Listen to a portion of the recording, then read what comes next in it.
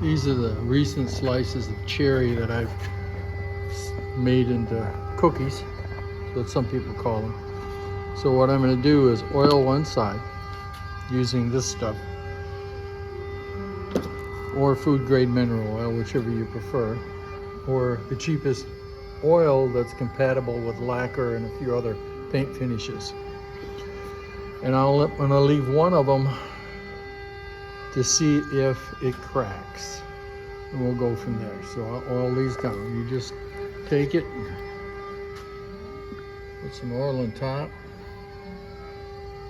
This is a little thicker oil than mineral oil. I guess I could thin it with some turpentine or something else that's compatible, but I just do that and let it set on top, and then I take it over here around all the obstacles, and I let it set on this so it raises it up off the table a little bit, and then let it set for about a month. See if it dries out without cracking.